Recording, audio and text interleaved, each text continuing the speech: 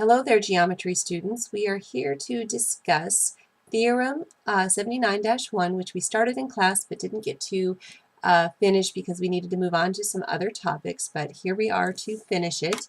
Theorem 79-1, if you will remember, is that the measure of this angle right here, which we will call angle 1, the measure of angle 1 is going to be 1/2 the difference between the measure of arc CE minus BD. And in this picture, I've discovered I should have put a D here and an E here and make that a chord. But the proof that we are actually going to discuss is when we have a chord and a tangent. So we can actually consider 3 different cases for this proof. The first case that we the one that the proof is actually based off is when we have 2 chords. And when we have 2 chords, the theorem tells us that the measure of this angle here, the measure of angle 1, will be 1/2 of this arc minus this arc. The case that we're going to actually prove is a different case where we have a secant right here and a tangent. Now, excuse my poor circle drawing skills, but if we have our angle 1 here, in this case, the angle 1 is going to be 1/2 the difference between this arc and this arc. But you'll notice that these 2 arcs actually would be right next to each other in the circle because this point here is a tangent point, so that makes this line a tangent line where this is a secant line. Can anybody guess what the third case would be if we were going to try to prove the third case of this? The third case would be when we have a circle with 2 tangent lines. Okay?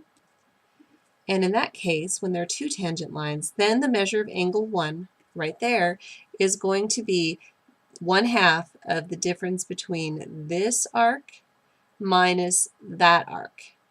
Okay? And since they're both tangent lines, those 2 arcs would have to add up to 360 degrees, wouldn't they?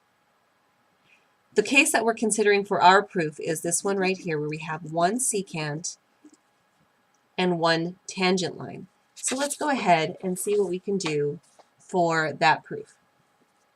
Okay, so we're going to start with our circle and draw our case again where we have a secant line here and a tangent line right there. We're going to label all the important points. A, and in your book they actually label this one A. This is B here. This would be a C, and D is right there. And we want to prove that the measure of angle 1 is going to be 1/2 the measure of arc AD, minus the measure of what? AD minus BD, minus the measure of arc, BD. Okay, so if we can figure out the measure of arc AD here and subtract off the measure of arc BD, we will find that 1/2 of that difference is going to give us the measure of angle 1, and we need to prove that. So when we're proving things, remember we can add anything we want to our diagram as long as it is consistent with what we've been given. So one of the things that we can add right away to make this easier is we can add a line, another secant line from B to D. And I'm going to make it a solid line. In your book, I think they write it as a dashed line. And that gives us all kinds of different things that we can look at. Now, your book is always going to tell you things in terms of angle ABD or angle CBD, but when we're doing proofs, it's often easier to talk about angle 1, angle 2, angle 3, and angle 4, and you are allowed to rename angles as you want to. So we will just keep these angles in mind because those look like they might be important angles, and as soon as we see that triangle show up, we know that we're going to be talking about angles here, right? So we'll start with that. I'm also going to put in angle 4 then, just because I happen to know that we're going to need that. Sometimes it's not convenient to write your own angles like this. So if we were talking about angle ABC, it wouldn't be convenient to put in angle 2 and angle 4. In that case, we'd want to use ABC. But anytime we need to, we can just label angles just to make it easier to look at. So let's think about all of the things that we know about this. First of all, we know that we have a secant and a tangent. So let's write that down as our given. We have BA is a secant of the circle, which is not named, is it? We don't have a center point on that circle. Let's call it, let's call it circle Q. Of circle Q. This is a statement. And our reason we can put over here. What is the reason that BA is a secant? Do we know what the reason is? The reason is that's something that was given to us in the problem. We can also say that CD is what? CD should be a tangent of circle Q. Why do we know this? The reason again should be that it is given. Okay. Now, if we know that and we draw in line BD, we know that we create a triangle at CBD would be a triangle.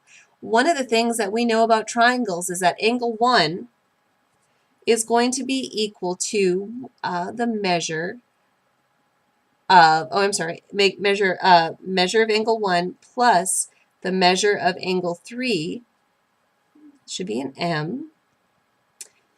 Measure of angle 1 plus the measure of angle 3 should be equal to the measure of angle 4. Do you remember that one?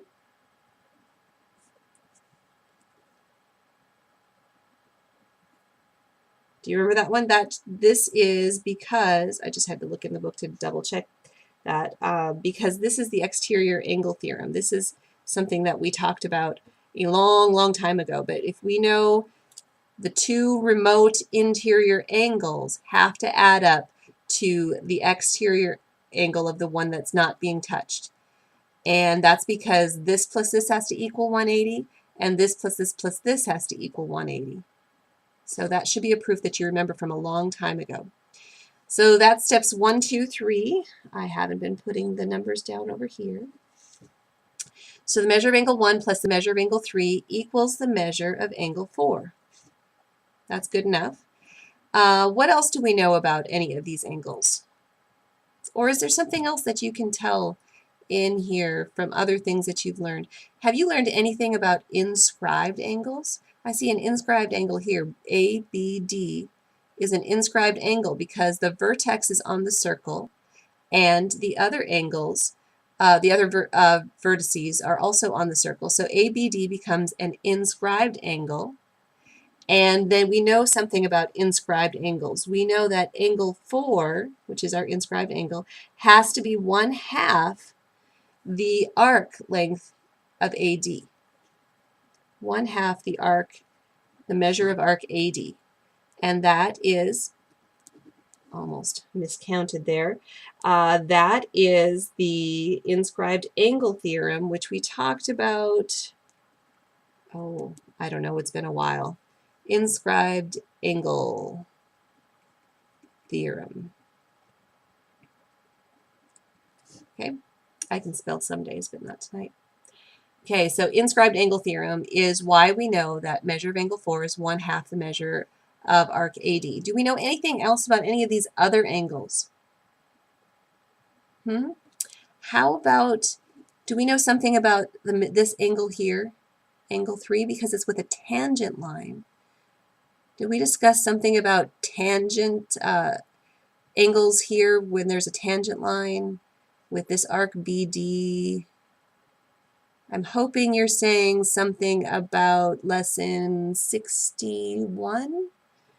61, I believe, had something about that. It was on the last test. And actually angle 3, the measure of angle 3 is going to be 1/2 arc BD. And that's because the measure of an angle formed by a tangent line and a chord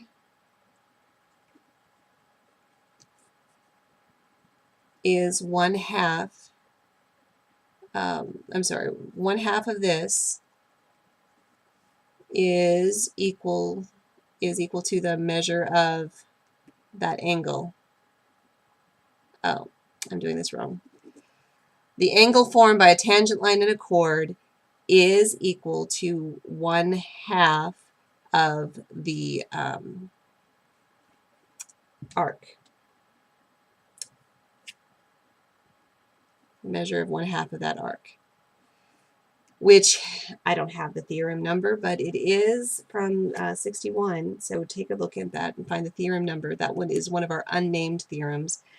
So if I know that angle 3 has to be 1/2 of BD and angle 4 has to be 1/2 of AD, I can substitute something in right there and there, can't I? So that means that the measure of angle 1 is going to be, the measure of angle 1 plus 1/2 BD is going to equal 1/2 AD.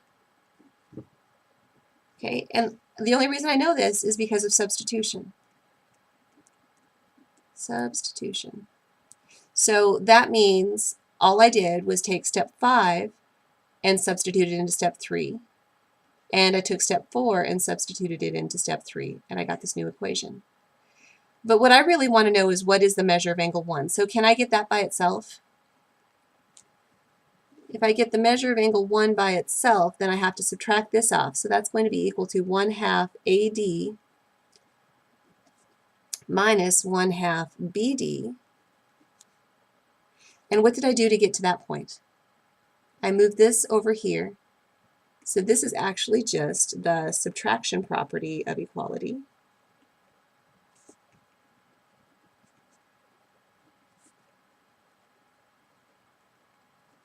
And I'm almost there, aren't I? I have almost proved this thing up here. All I need to do is factor out the 1/2 that's in both of these. So the measure of angle 1 is equal to 1/2 of AD minus BD. And we have exactly what we were trying to prove. The reason for this, let me push that up a little bit. The reason for this is just the factoring that we were able to do. Because we know that this is the distribution property backwards, right? Here we had a 1/2 in each one of those, and we factor out that 1/2. So if I were to multiply that through and distribute it, I get that again. So factoring is just the opposite of the distribution property in this case. And we have our proof completed. Okay? I hope this one makes a little bit more sense than the proof that's in the book.